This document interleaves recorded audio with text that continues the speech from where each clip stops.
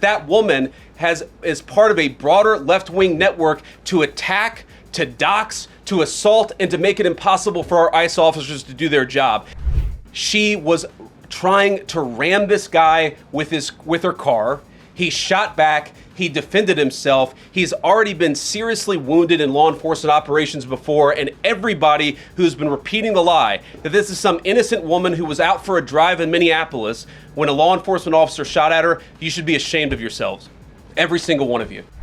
This is classic terrorism, and we cannot say that when a far left fringe is inciting violence against our brave law enforcement officials that we're no longer going to enforce the law. The precedent here is very simple. You have a federal law enforcement official engaging in federal law enforcement action. That's a federal issue. That guy is protected by absolute immunity. He was doing his job. I'm sorry, guys. What's going on here?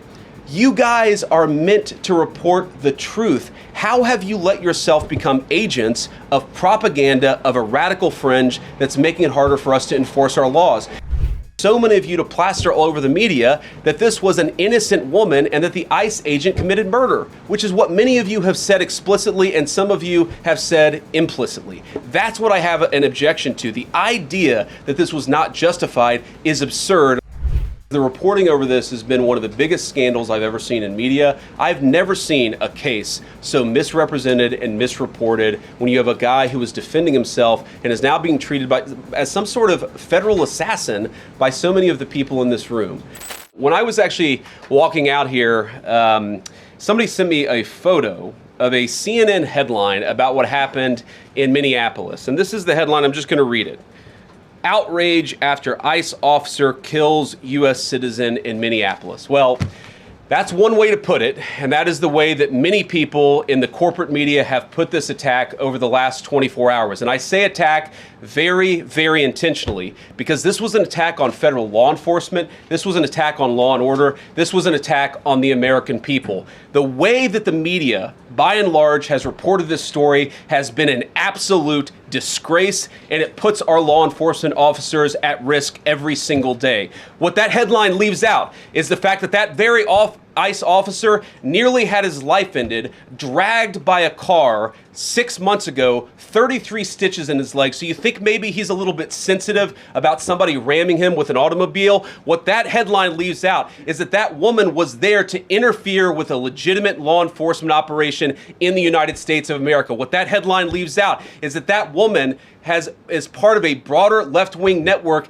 to attack, to dox, to assault, and to make it impossible for our ICE officers to do their job. If the media wants to tell the truth, they ought to tell the truth that a group of left-wing radicals have been working tirelessly, sometimes using domestic terror techniques to try to make it impossible for the President of the United States to do what the American people elected him to do, which is enforce our immigration laws. The President stands with ICE, I stand with ICE, we stand with all of our law enforcement officers.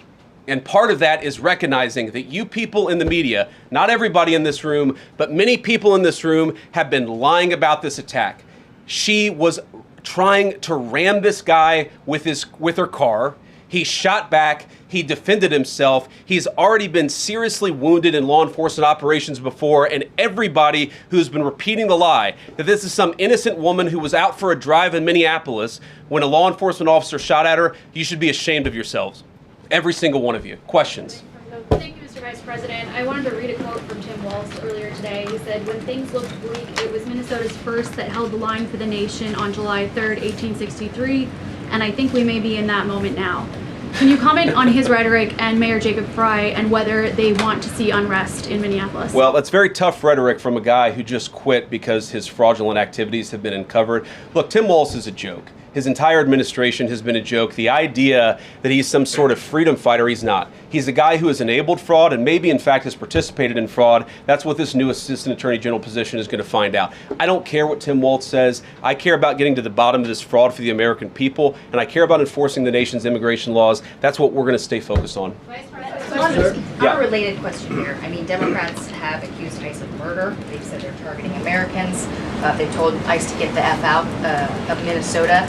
This is going to stoke the fire against ICE agents, and you're talking about ICE agents right now and being concerned about them. What, if anything, is the administration going to do to make sure these folks are protected during these protests? But also, should DHS sort of revisit their procedures here? I mean, nobody wants to see an American killed.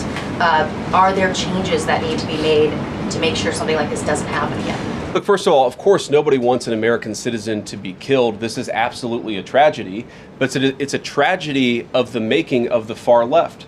They have radicalized a very small segment of the population, taught them that ICE agents are engaging in wide-scale violation of people's rights. What our ICE officers are doing is deporting the millions of criminal aliens that were let in during the Biden administration. So number one, we have to say, as a matter of leadership, and I would appreciate if the Democrats would join me on this, let's be honest about the fact that we have way too many illegal aliens in this country. Our ICE officers should be supported in doing their job. You're trying to actually marshal the far left lunatic fringe to engage in doxing, to try to make it impossible for them to enforce the law, and in some cases actually to engage in acts of domestic terrorism against our law enforcement officers. When you talk about different plans, different protocols, different policies, I forget exactly how you asked the question. Here's the simple fact. What we're going to do is make it easier for the American People's Administration to enforce the American people's law. And that means that Democrats have to stop rallying the mob against legitimate law enforcement operations. And that means that we are going to get tougher. And that's what this AAG position is about. We're going to get tougher at the people who are defrauding the United States by inciting violence against our law enforcement officers. That's one of the things that we're going to do. We've already started that work at the Department of Justice, but we're going to keep on doing it, and this new AAG position is going to kick that into high gear. Vice President Vance, you just suggested that this woman who was killed, Renee Good, is part of a broader left-wing network. Who do you think is behind this broader left-wing network? Well, it's one of the things we're going to have to figure out, but here's the way that I put it. When somebody throws a brick at an ICE agent, or somebody tries to run over an ICE agent, who paid for the brick?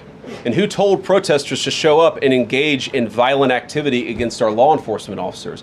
You see, just with this most recent terrible incident in Minneapolis, you see friends of this woman's or other people who are eyewitnesses saying basically that she was there to engage in obstruction of a legitimate law enforcement operation. How did she get there? How did she learn about this? There's an entire network, and frankly, some of the media are participating in it, that is trying to incite violence against our law enforcement officers. It's ridiculous, it's preposterous, and part of our investigatory work is getting to the bottom of it. Who's funding it, who's supporting it, who's cheerleading it, and of course, if there's illegal activity related to that, we're going to get to the bottom of that and prosecute it where we can.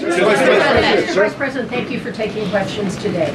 Is there a risk with you describing her as a deranged leftist, talking about very specific facts of these events, when an investigation is just beginning? Are you preempting a thorough investigation by drawing such conclusions? And have you received any information beyond the videos we've seen publicly about this individual, her specific acts, that has informed your point of view? Well, first of all, the Department of Justice is going to investigate this. The Department of Homeland Security is already investigating this. But the simple fact is, what you see is what you get in this case. You have a woman who is trying to obstruct a legitimate law enforcement operation. Nobody debates that. You have a woman who aimed her car at a law enforcement officer and pressed on the accelerator. Nobody debates that. I can believe that her death is a tragedy, while also recognizing that it's a tragedy of her own making and a tragedy of the far left, who has marshaled an entire movement, a lunatic fringe, against our law enforcement officers. I think what is clearly happening here, and it's going to keep on happening unless the Democrats wake up and say, you know what, you don't have to agree with our immigration policies. You don't have to agree with what the president or the vice president believe about immigration enforcement, but why don't you take this to the ballot box? Why don't you vote? Why don't you organize? Instead, what some of them are doing is encouraging people to get violent with our law enforcement officials. It's disgraceful, and it's got to stop. Just to follow up on that question, and again, thank you for taking questions, Mr. Vice President. There's clearly a lot of emotion in Minnesota, across the country, over this incident. You're calling Renee Good a deranged leftist. There's been heated rhetoric that we've also heard from officials. What responsibility do you and the president have to diffuse some of the tension that we are seeing play out in Minnesota, bring down the temperature as this investigation is unfolding? What we have a responsibility to do is to protect the people who are enforcing the law and protect the country writ large. Whether you're Democrat or Republican, you deserve to have the people's laws enforced in the United States of America. Now, again, I'm not happy that this woman lost her life. I'm not happy that this woman was there at a protest violating the law by interfering with a law enforcement action. I think that we can all recognize that the best way to turn down the temperature is to tell people to take their concerns about immigration policy to the ballot box. Stop assaulting and stop inciting violence against our law enforcement officers. That's the best way to take down the temperature. And we're not going to give in to terrorism on this. And that's exactly what's happening. People trying to antagonize, to commit acts of violence. They throw bricks at them. Sometimes they shoot at them. Sometimes they dox them. Sometimes they go to their place of residence and harass their families. This is classic terrorism. And we cannot say that when a far left fringe is inciting violence against our brave law enforcement officials, that we're no longer going to enforce the law. That's rewarding the very people who are engaged in this garbage. The actual reward that they just got is a new assistant attorney general who is going to prosecute and investigate this stuff even more aggressively than before. Yeah. Thanks for taking my question. So the head of Minnesota's investigations agency says that the U.S. Attorney's Office has essentially cut off the state investigations agency's access to the investigation. What is the precedent for that, and why shouldn't the Minnesota officials on the ground have access and evidence to work on this investigation? First of all, I wish the state officials in Minnesota would investigate why you have so many people who are using their vehicles and other means to actually interfere with a legitimate law enforcement operation. The precedent here is very simple. You have a federal law enforcement official engaging in federal law enforcement action. That's a federal issue. That guy is protected by absolute immunity. He was doing his job. The idea that Tim Walz and a bunch of radicals in Minneapolis are going to go after and make this guy's life miserable because he was doing the job that he was asked to do is preposterous. The unprecedented thing is the idea that a local official can actually prosecute a federal official with absolute immunity. I've never seen anything like that. It would get tossed out by a judge. So what I'd like Minnesota to focus on is the real issue that they're encouraging people. Minneapolis officials are encouraging people to commit violence against ICE officials. It's ridiculous. It's got to stop. Go ahead. Mr. President, thank you. You said earlier that there's a left-wing network to attack, to dox, to assault, and make it impossible for ICE officers to do their job. You told my colleague just now that there's an investigation going on into that network. Yep. So if everything that you say is true, how does being part of that network justify being shot? Well, being part of the network doesn't justify being shot, but ramming an ICE officer with your car, that's what justifies being shot. It's not a good thing, by the way, but when you force somebody to engage in self-defense, it's almost a preposterous question. I'm not saying that funding some of this stuff justifies capital punishment. Nobody would suggest that. The reason this woman is dead is because she tried to ram somebody with her car and that guy acted in self-defense. That is why she lost her life, and that is the tragedy. Now, there may be other violations of the law and other penalties that are associated with those violations of the law. For example, if you are funding violence against our law enforcement officers, I'm not a prosecutor. My guess is that's not the sort of thing that earns capital punishment, but it should sure as hell earn you a few years in prison if you're funding the effort to try to assault our law enforcement officers. I'm sorry, guys, what's going on here? You guys are meant to report the truth. How have you let yourself become agents of propaganda of a radical fringe that's making it harder for us to enforce our laws? You just asked me a question that presumed that the reason why this woman died is because she was engaged in legitimate protest. She tried to run somebody over with her car, and the guy defended himself when that happened. Next question. The investigation is still ongoing. I said next question. Mr. Vice President, I mean, you presumably watched the video yourself. There's not the slightest doubt in your mind, having viewed it, that the victim, you still believe that she deliberately tried to ram him despite seeing this video? Look, I don't know what is in a person's heart or in a person's head, and obviously we're not going to get the chance to ask this woman what was going on. What I am certain of is that she violated the law. What I am certain of is that that officer had every reason to think that he was under very serious threat for injury or in fact, his life. What I'm certain of is that she accelerated in a way where she ran into the guy. I don't know what was in her heart and what was in her head, but I know that she violated the law, and I know that officer was acting in self-defense. It raises an interesting point, though. Look, if people want to say that we should have a legitimate debate about, what was she really doing, right? Was she panicking when she drove into this officer, or was she actually trying to ram him? That's a reasonable conversation.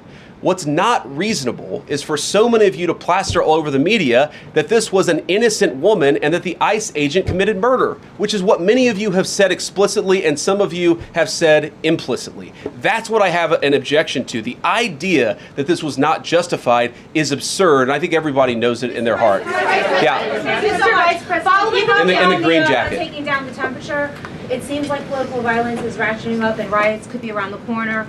What steps does the administration have planned to try to unite America? Average people on both political sides are so tired of fighting with each other, and I think all the journalists in this room could agree with me that we don't want to be part of the problem. Do you have any words to unite America? I know you don't want to be a part of the problem, and I think that's true of a lot of you. I'm not sure it's true for everybody, because the reporting over this has been one of the biggest scandals I've ever seen in media. I've never seen a case so misrepresented and misreported when you have a guy who was defending himself and is now being treated as some sort of federal assassin by so many of the people in this room. First of all, let me say about crime. You mentioned violence. One of the things we're proudest about is that you saw violent crime over the last year drop by 20%. Why is that drop by 20%? Is it because we're attacking our law enforcement officers, or is it because we in the administration are empowering our law enforcement officers to enforce the law? I think that's one of the ways you take down the temperature, is you make people feel more secure and safe in their person and property. That's why we care so much about protecting our law enforcement, because it accrues to the benefit of the entire national community. I think that we can absolutely talk about the ways in which, we can lower the temperature by discussing differences in a reasonable and rational way. Again, I'm happy to talk with any congressional Democrat or any of you about our immigration policy, about why I think it's necessary, about why I think it's in the best interest of the country, about why the President of the United States was elected to actually enforce the border for the first time in at least 4 years. So here's the problem. That's not the debate so many people are having. They are actively covering for people who are committing acts of violence against federal law enforcement. It is preposterous. The way to take down the temperature is to stop it. Have your debates about policy. Attack me. Attack the President of the United States. Don't attack our law enforcement officers. They are trying to do the job the American people demanded that they do. They are not policy actors. They are enforcing the law. They should be treated with a modicum of dignity and respect. And the fact that they're not is why incidents like yesterday happened. The one final point I'll make about this is, look, there's a part of me that feels very, very sad for this woman, not just because she lost her life, but because I think she is a victim of left-wing ideology. What young mother shows up and decides they're going to throw their car in front of ICE officers who are enforcing legitimate law? You've got to be a little brainwashed to get to that point to where you're willing, not just to protest, that's fine, not peacefully protest, but throw your vehicle in front of legitimate law enforcement officers and drive your car into them. To get to that point, you have to be, I think, radicalized in a very, very sad way. I certainly wish that she hadn't got there. I know there's an ICE officer right now who very much wishes he was not put in the position where he had to fire a gun to defend his own life.